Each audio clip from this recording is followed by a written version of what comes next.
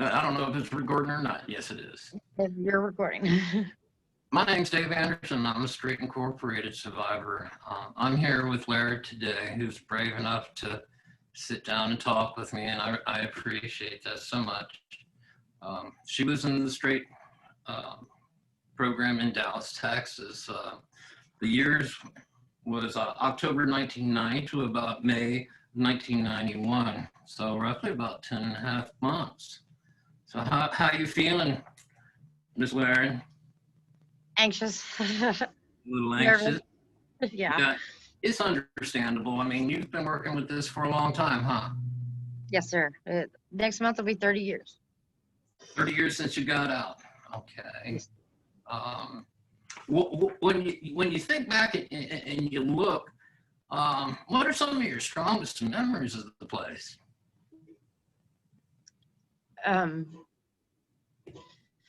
Wow. Nothing good. No. No. Did- Being stripped of family, the belittling of everyone from everyone because it was basically like mandatory. The isolation, the starving, the warehouse, Yeah. no talking, no reading, no singing, no interaction of no sort with nothing or nobody. You were basically alone, and in a sense, I really think that's what saved myself, was talking to myself in my head. I know we weren't allowed to sing songs in our head and talk in our heads, but I was a non-complier, and I never got off first phase.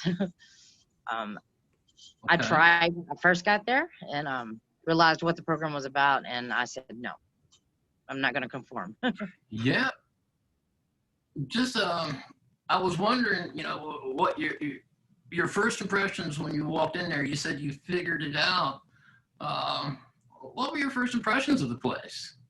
Well, to be honest with you, I had been transferred from another facility, and my grandmother, went and bought me a carton of cigarettes. We packed my bags. It was going to be this, nice little venture for me, and get straightened out of whatever was wrong with me.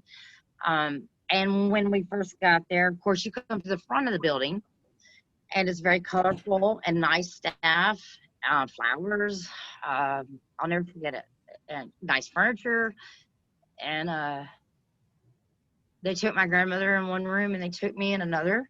And once I got behind that door, everything was gray and ugly and blue and ugly and like a labyrinth. And I just knew something inside me, just knew this was not good. It was not good at all, and not right. And that I really felt that people did not really know what was going on behind that door. Did you have any initial feelings or impressions of the staff working there at the time? I didn't, to be honest with you, I didn't even know that, because in all my time there, I really only think maybe 3 or 4 times I actually saw an adult or someone that I would have considered staff. I didn't realize that the peers were the staff at the time. And so I was looking for staff. I didn't know they were staff. And so I thought, it was, when they introduce you and we love you, Larid, and, all that. I'm waiting for the staff to come out. And it never happened. And that's when I was like, what is going on here? So Right. My impressions were like, how can this person help me or tell me what to, I've got a big thing with authority figures and being told what to do. And so that didn't go well at all, especially up here, No. Yeah. So basically, you felt like there were no staff. There was essentially a bunch of adolescents. How old do you think they were? There was, if I remember correctly, because I was thinking about last night, from 14 to 24 years old. 24. Wow. Yes, yes. And also at this, Um, I'm sorry. the the residents as a whole, or the group as a whole, if you will, aside from staff, what was your impression of that? I'm sorry, of what? Of the group, of the Oh, people that wow. were, yeah, what was that like? Very intimidating for me at first. Well, it always was. Um, but like, it's something I can't even put into words because you could look at these people, these children, these young adults, and just see despair and loss and like help me all over their face. Um, and not knowing what I was walking into, it wasn't a good thing to see and realize, and to put together, I'm not comfortable at all. Mom, Yeah. I'm sorry. Hey, Larid, how old were you at the time? I was 15. I spent my 16th birthday in there. Okay. And so you're surrounded by 14 years old to 24 years old. Yes, sir. Yes, sir. And also, at when I first got there, there was like maybe 100, 150 people there, Okay. about that. I remember coming back to the warehouse one morning and it was like doubled. There was like 350, 400 people there. And I was like, in my head, I'm like, whoa, what's going on? I didn't know what was going on. Um, you know, we're not supposed to interact or talk or anything, but word gets around. And word got out that, and I looked into it after the fact, and I, it, I'm guessing that's what it was. The unit in California had been shut down for illegally restraining children and malnutrition of the children. And That was so, the that was that was the straight program in Yorba Linda, California. exactly. And so everybody So that was in that they're program, from California. yes, they all To came it. to Texas. From everybody in Washington, California, Oregon, all them people, when they closed that unit Yeah. down, they came to the Dallas unit. Did they put you on a Greyhound, or Oh, how did that transport?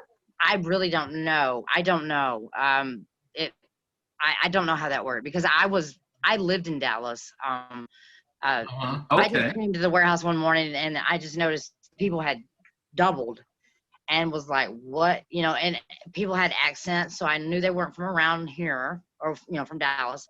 And, Right. Yeah, they were from all that coast. And when that got shut down, they sent everybody to we were the next closest unit. And so they sent them to Texas. Well, let me ask you this: was the expectation that was on the Dallas group of people, the expectations that the Yorba Linda people had, were there any difference, or were they pretty much the same and it just kind of worked? It seems pretty much the same. If you want to call it work, yeah. But it seemed the same criteria. Okay. How was it expressed to y'all? I mean, I remember when I was locked up, we had rules rats, Hmm. and it seemed every day that the rules were changing. How did that work with you folks? To be honest, I don't really recall right now. I've got a lot of blank spots, and that would be one of them. I do know that there's a vivid memory I have of when when the other ones came to Texas. A very vivid memory I have, and it's of a 16-year-old boy from Washington. He lived in Washington, and he was in the California unit. And Straight was also portrayed it to us and to my grandmother and everybody that it was an open door policy. If any moment you wanted to leave, there's the door. You're welcome to go. Which in my gut, I knew damn good well that's not how it was going to go down. I'm seeing things happen. I'm pretty sure that's not what's going to happen. And this 16-year-old boy from Washington wanted to go home. He didn't know what was going on, and he wanted to go home. And so he walked out the back door or towards the back door. And there was two big, I don't know if they really were Marines or if they just wore the Marine get-ups, but they were adults. And they said, I dare you to go to that door and walk out it. And the kid was pumped. He was going home. He missed his mom, he missed his family, and he walked out that door. And I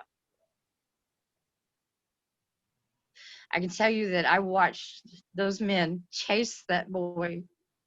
Because, in the back of the warehouse, you saw nothing but concrete, the driveway and the building. That's all we saw.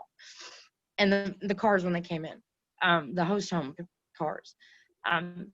They chased him through that parking lot and broke both his legs and threw him in the dumpster.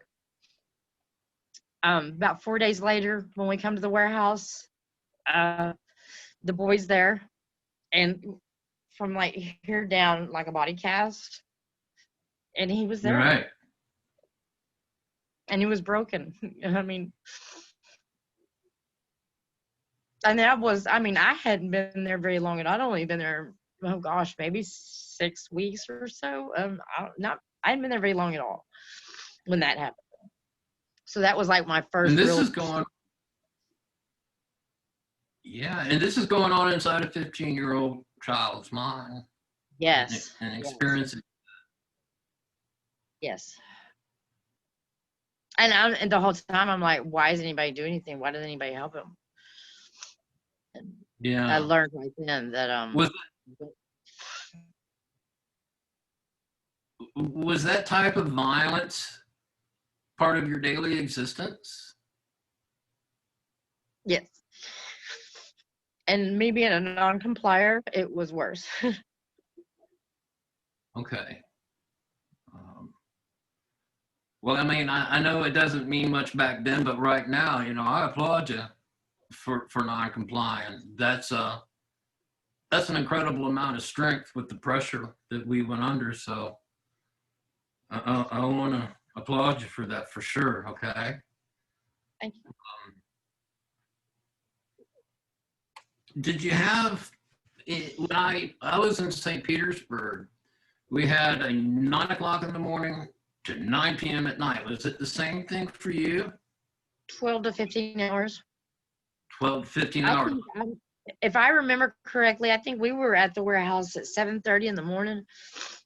And I know Fridays and Saturdays we were there extra late, which would be like up to 15 hours a day. And the least was 12. Sir? Why was that? Why was that? Why? I know that on Fridays was the family deals and open mics and stuff that ran over. I'm not sure. I don't really know. Things have been just coming back like bits and pieces. Of course. I just know that there was 2 days a week that we were there super long, and then the other days were just long. Yeah. For us, it was Friday nights and Monday nights. We had open meetings. Mm-hmm. And that was also when they did, I think you're correct. It was Friday and Mondays because it seems like Saturdays and Sundays. I want to say we got a break from the warehouse, but I don't think that's completely accurate. Maybe we didn't have to stay there as long. I remember we would be at the host homes and try to play games and stuff, but we couldn't read and talk, so it was hard to play board games. And so it was a lot of trying to figure out what you could do to occupy your time to not be in the warehouse. Yeah. Our what they called a half day was on Sundays, if I believe, and we had to be in the warehouse at 1 o'clock. Right. Until 9 that night. Yeah. That sounds about right. Yeah, it was like a 12-hour-a-day program, but like you said, you're in there at 7:30 in the morning, and then at the end of the night, the last group was over. It's 9 o'clock. Now we've got to figure out who's going home with whom, who's getting rides back to school and back to the building the following morning. you Right. know, and this could go on for, like you Well, said, that's what I was when talking to somebody. It's hard. It's I. There's two people that I have actually talked to a little bit of my experience there, and one of the things that was talked about was it was like I said every night you went to a different host home. You had your suitcase or whatever you had, and you waited for your name to be called out and what car to get in, and you never knew where you were going, and it was up in the air until that very last minute of the night at the warehouse, and you got told what vehicle to go get in. can you give me any idea of what it was like to feel under those circumstances? I mean, if it is too much, that's okay, I understand. But I'm just curious as to what it was like to live under that kind of pressure, the dread, the not knowing. How did you keep, sense of date and time? Was it Saturday or Sunday, Tuesday? I had no idea. I actually I was a cutter, and so I would take a paper clip or a staple, whatever I could find, and like on my leg or on my arm, and in the jailhouse when they mark the walls from the 5, and so I could try to keep up with Monday, Tuesday, Wednesday, Thursday, Friday. Of course, Saturday and Sunday were different than Monday through Friday. So you got a little bit of warehouse break, so I could distinguish those. But other than that, I had no idea. I didn't. I tried the cutting deal for a while, but after so many marks, you lose track, and you hear nothing from the outside world. To be honest with you, I had no clue at all that we were at Desert Storm. None. It was never spoke of.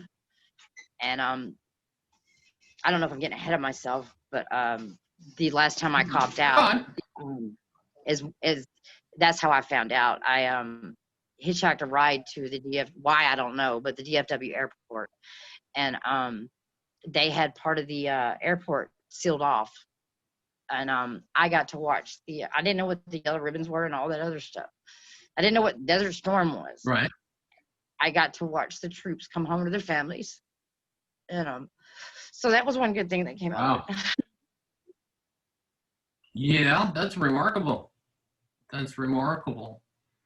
But instinctually, you just kind of went to the airport. The idea, get out of Dodge. Yeah, no idea why I did that. I don't know why. I think it seemed like a wise choice at the time. That's Yeah. for sure. For sure. And you said that you had a cumbersome life before straight in the first place. Meaning? Just a rough time, different issues and things going on with your folks and your grandma and everything, right? Yes, sir. My mom and dad had a very volatile, abusive relationship, drugs and alcohol. Okay. I have a younger sister who's 5 years younger, and so my goal was all about protecting her so she didn't have to go through the things. I'd already been raped, molested, beat, all that. So my goal was to protect her, make sure none of that happened to her. Me and my mom became very volatile. We did not have a good relationship at all, and my sister and my mom had a very wonderful relationship.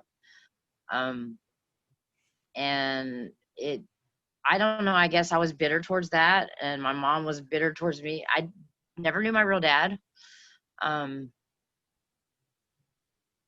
so she would get mad at times and, throw the phone book at me, a Dallas phone book, and be like, you want your daddy, Right. find your fucking daddy, and it's like, okay. Yeah. David Steele, that's pretty common. So I would, as I remember being as young as 8, 9 years old, going through the phone book and every David Steele calling it, are you my daddy? And it never happened. He died on my 17th birthday, I found out. So yeah, I honestly have looked back the last week or so, and there's so many things, the little quirks I have, or ways I am about things, or the ways I react to things, or just everything about me that I can so point back to this place and be like, yeah, it definitely stemmed from that. Like you can connect the dots? Completely. And color the picture. Okay. And go with the picture. Do you think your grandma or your siblings, you think they knew anything about what was going on with you at the time? No. Kind of seemed love, huh? Yeah, it was tough love.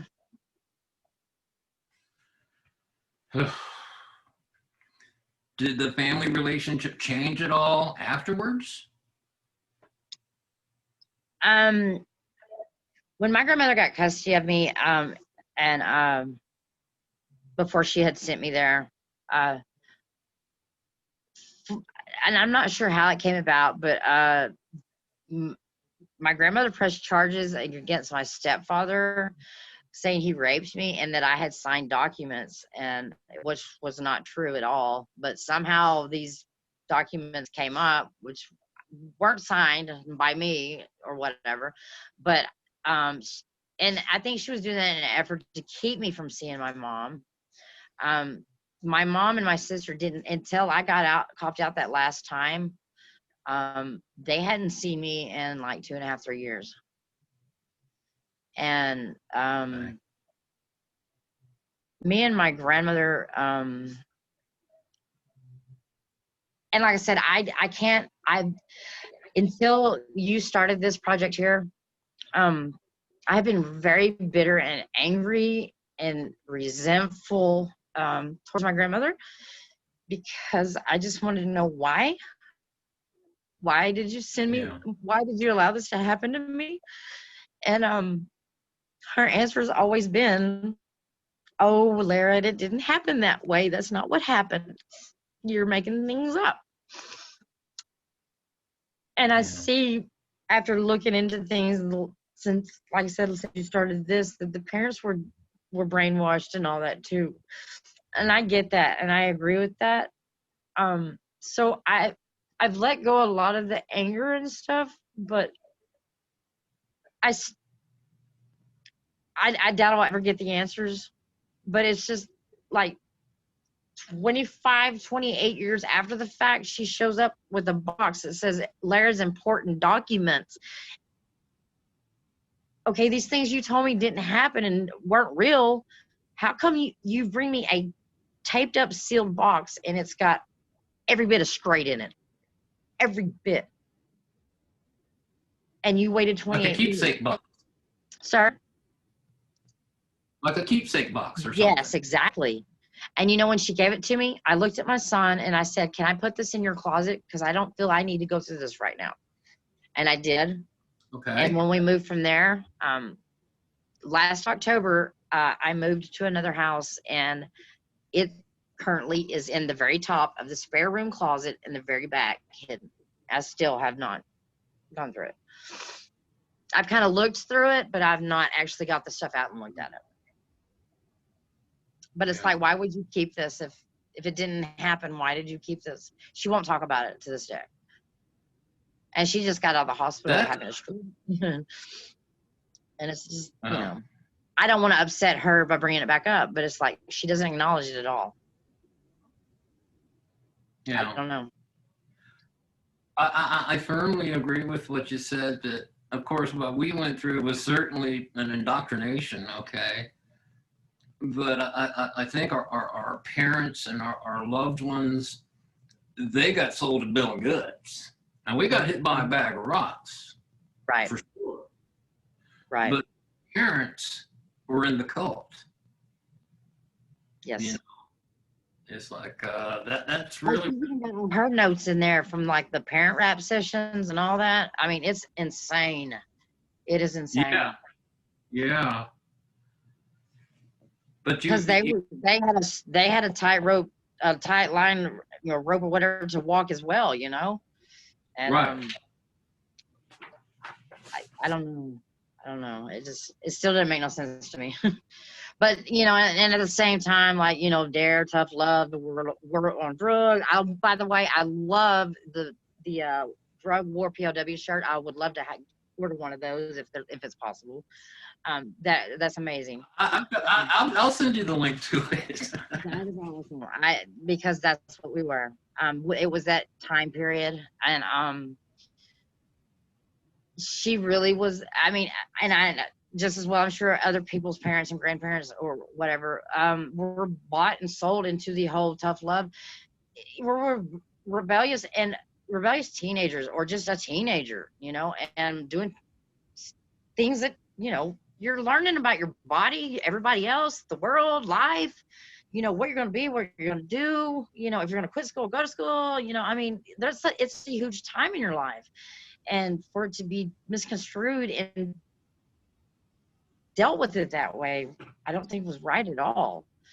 Because no, myself and other testimonies that I've seen and heard and read didn't have, and I think even you said had less than a gallon of alcohol. I drank a little, smoked pot, done blow a couple of times. Other than that, that was it. And it wasn't on a reg either, I mean, it wasn't like every day I was like going to get, no, that wasn't it at all. But I got labeled. Yeah, I've always been fond of saying that I was guilty of being a teenager. Exactly, and that alone. And I don't know about everybody else, but I know after that I became the biggest hardcore alcoholic and drug addict ever. I battled with it hard, and that's something I've noticed that. I don't think it would have been an issue like it was, I mean, because I grew up in a home seeing that, and it was a life I did not want to live. But it also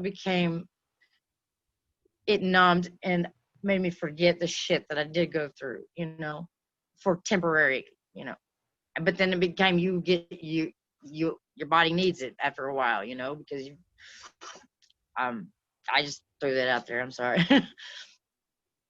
That's okay. But I mean, I think that's in reaction to changes that we went through. Absolutely. And also, when my grandmother got custody of me, I'm from the country. Was living in a little podunk town, K through 12 at the school, kindergarten through 12th grade in one building, like 300 some people, the whole school. And when she got custody of me, she moved me up to Dallas, and I went to school where my mother graduated from. And there was 476 people in my class. So the second day of school, I did not go. I was scared to death. Quite a culture shock. Culture shock, yeah, totally. Well, those changes that we went through, that, I mean, I've been through it myself, to where I drank a lot. I didn't drink, I guzzled. I guzzled. Exactly, that was me. My wife asked me one time, "Why do you drink? Why do you drink?" And my only answer was for oblivion. Mm-hmm. I drank for oblivion. Yeah. Well, why do you seek oblivion? I couldn't articulate it. I couldn't explain it to her. Right. And that's been the hardest. Is trying to articulate it where someone can even try to understand where you're coming from. Because it just sounds so far-fetched and crazy. I mean, because it's like it's easy to say, yeah, I'm doing it because straight, or I'm doing it because I don't like that school, so I'm gonna do this. Right. And that's not what it was. I mean, it was, but it wasn't. If that makes any sense. Yeah. Yeah, it makes perfect sense. It makes perfect sense. But is it fair to say that something fundamentally shifted during those 10.5 months? Absolutely. A lot. It wouldn't be an understatement at all then, huh? Not at all. I think it needs way more emphasis. Yeah. Tell me this, Larid, when you think back on your life, uh, how did how do you think the program impacted your life in terms of relationships? Just seeing Joe Blow, just dealing with average people. Are you okay? Yes, sir. Okay, yeah. If there's any time, let me know. No, we're good. Uh, Straight impacted my life so intensely. Um, I have a lot of problems from being in that place. I would rather be alone or be with an animal than people. I will not, do not go in.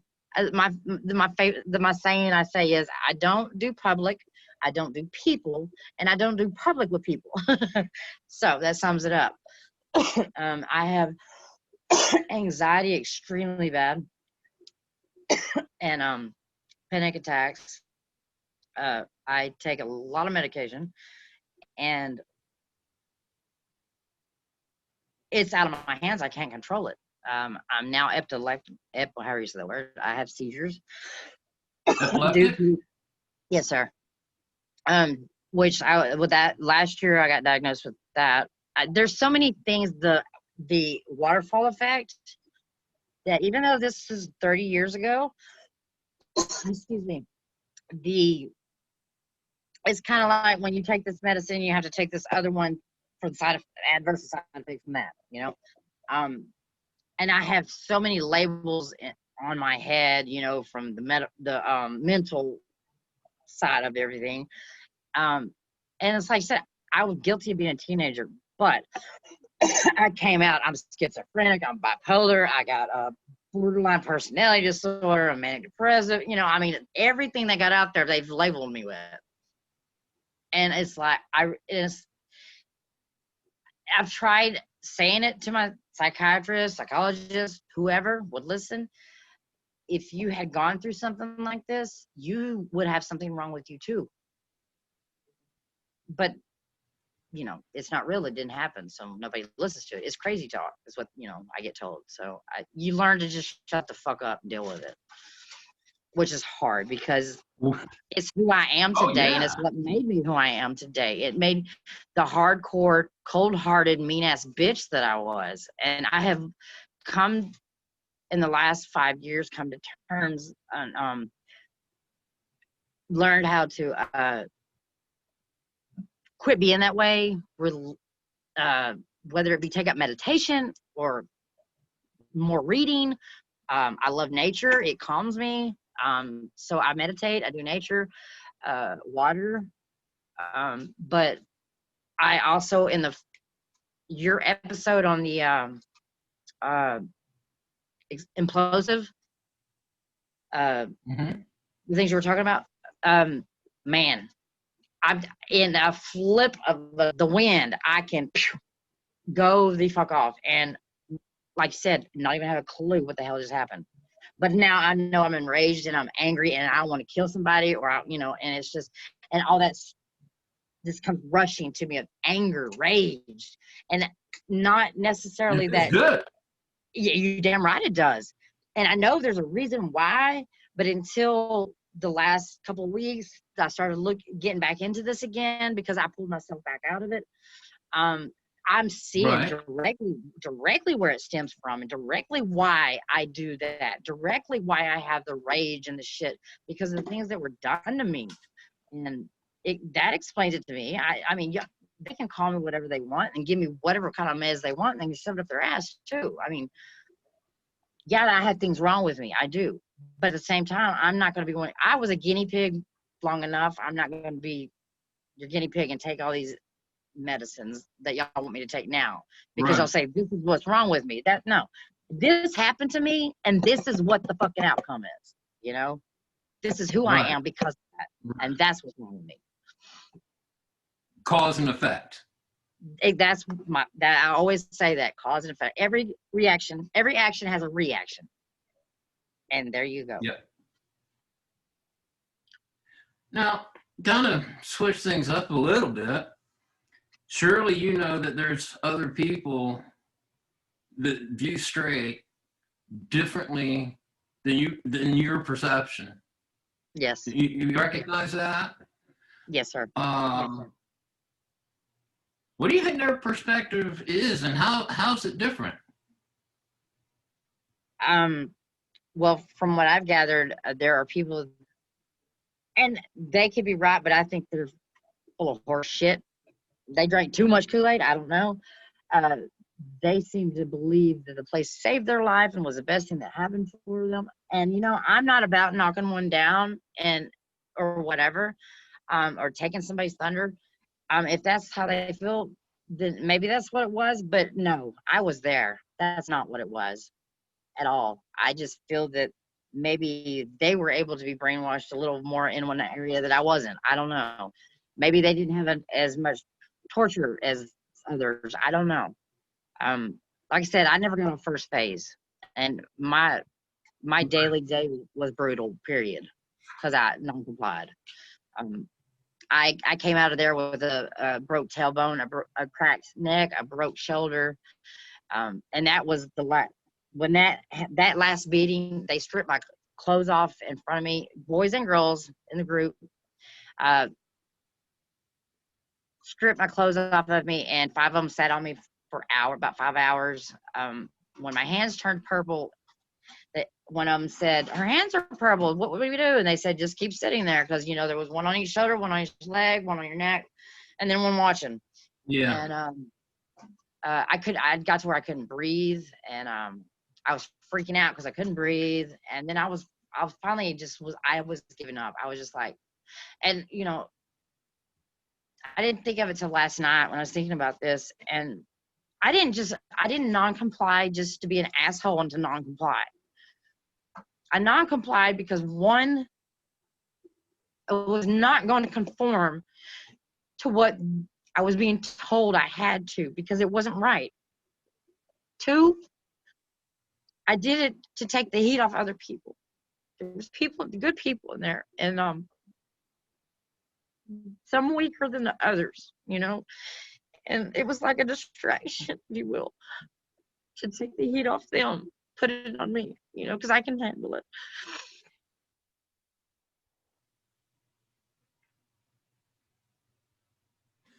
That says a lot about you, Larry.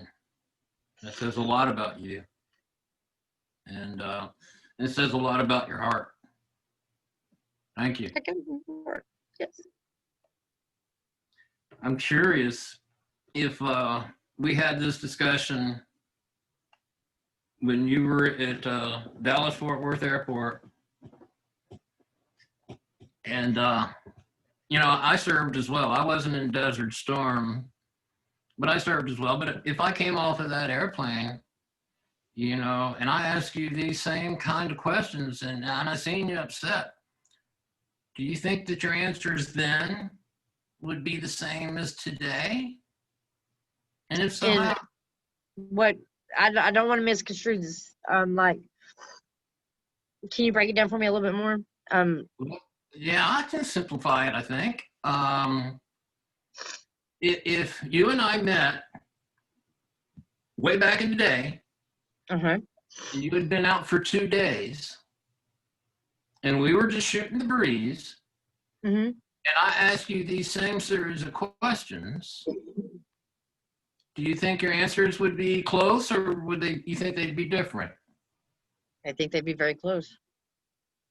Do you? Do you Probably a lot think? more anger and rage.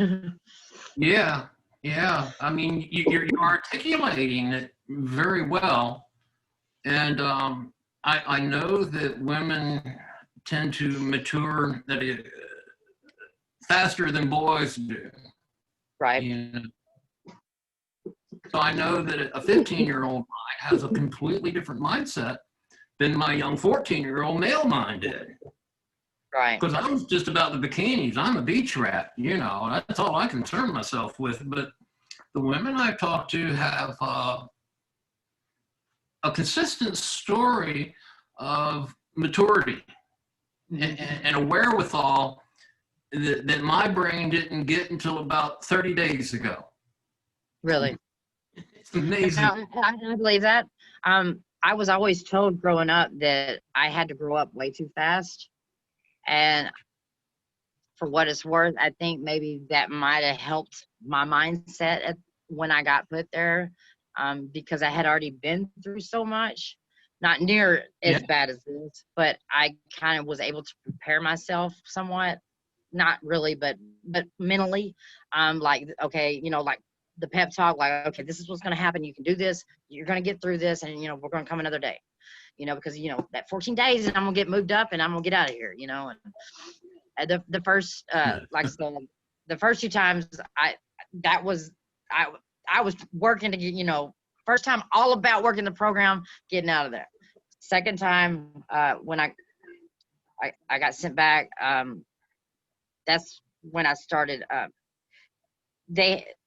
Because like you said, to be honest, you had to lie, and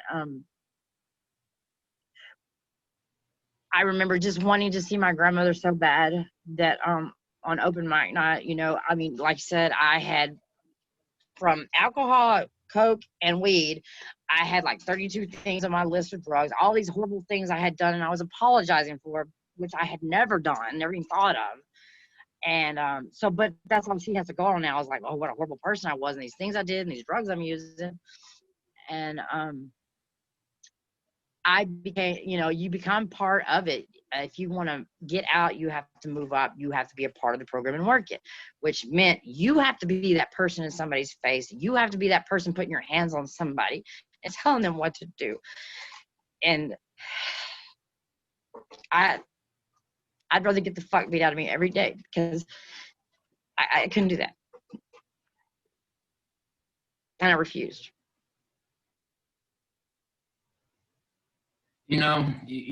Laird, you've been real good to me, and you've shown amazing strength in going through this little conversation here. You're in the final stretch, honey. You're almost at the end. And this isn't a big bomb question.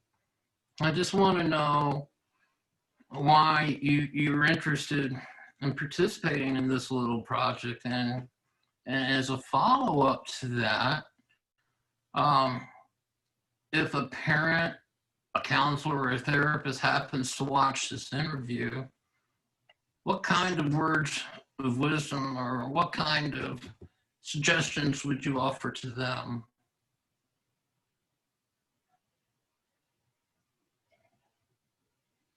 I'll start with the reason I wanted to be a part of this.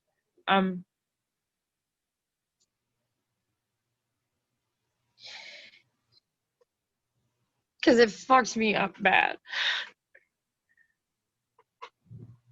Like, who I am today and who I became and the things I've gone through since then all come from that place.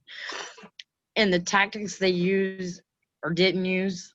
And it's, like I said, I can't tell you how many people I saw get the shit beat out of them, legs broke, not breathing, whatever it was, starved to death, peanut butter and mustard diet. Everybody hated those.